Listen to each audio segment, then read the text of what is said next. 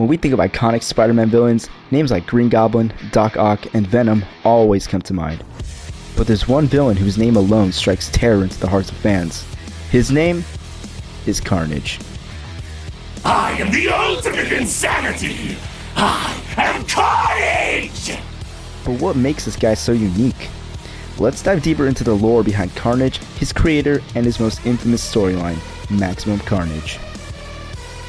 On today's episode of Marvelous, we're discussing Maximum Carnage.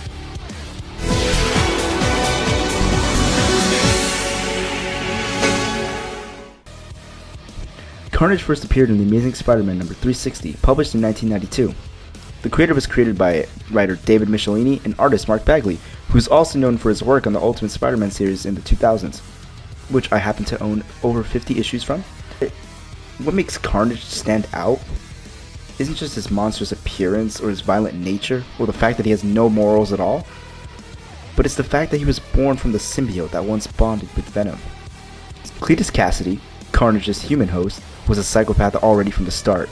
He grew up in a deeply abusive home when he pushed his grandmother down the stairs and his mother. From an early age, he showed no remorse for his actions, and by the time he became an adult, he already had a really lengthy criminal record for some horrible crimes. After murdering his mother, and later a series of other people, Cassidy was finally caught and imprisoned in Rikers Island.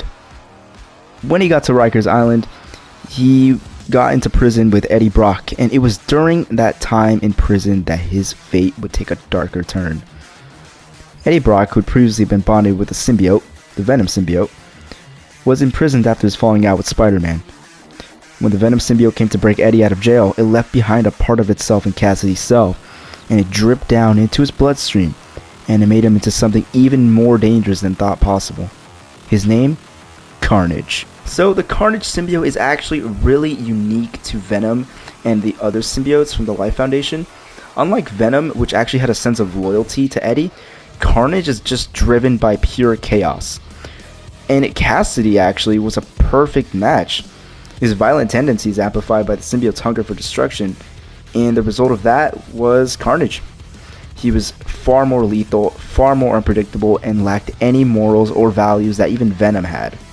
So now let's get into his abilities, because you may be asking, he's like Venom, so we gotta have the same abilities, right?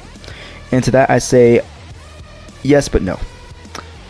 Carnage, yes, he does have superhuman strength, speed, and durability, but that's where the Venom symbiote, it operates within a sort of moral framework, and Carnage also has none. So Carnage can actually create weapons from his body, like blades, tendrils, and even axes, that's shown in this panel right here. Unlike Venom, whose symbiote was weaker than Spider-Man, Carnage's bond is much stronger, making him more resistant to damage, fire, and sound, which is some of the symbiote's key weaknesses at the time.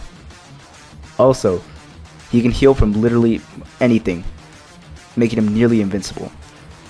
The only way you can kill Carnage is if you kill Cletus Cassidy. Keep that in mind.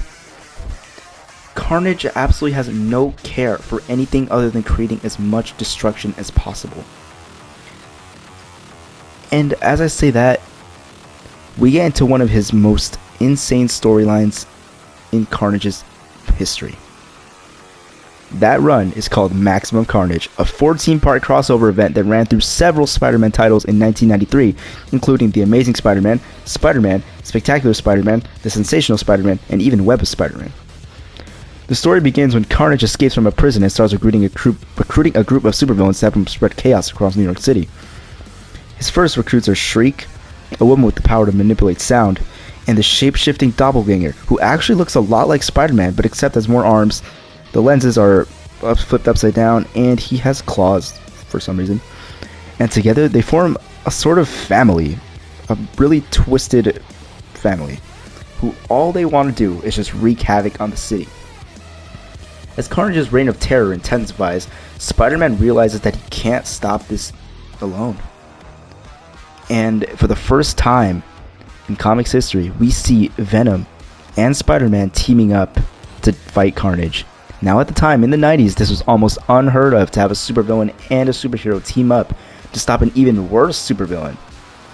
Venom, although uneasy about teaming up with Spider-Man, he's kind of shocked because he's just chilling at the beach, and then boom, Spider-Man shows up.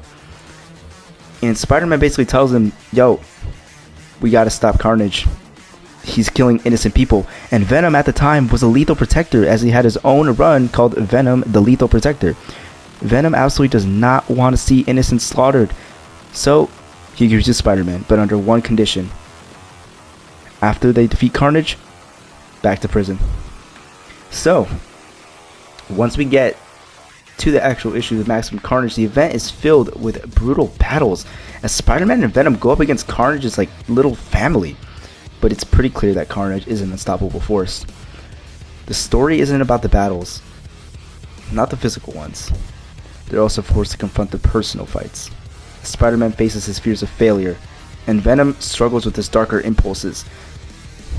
The result is one of the most intense and emotional showdowns in Spider-Man history.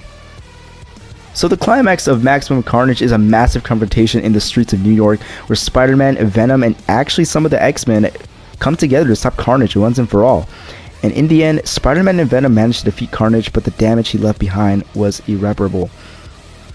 So, after Maximum Carnage, he has become one of Spider-Man's most iconic and terrifying foes.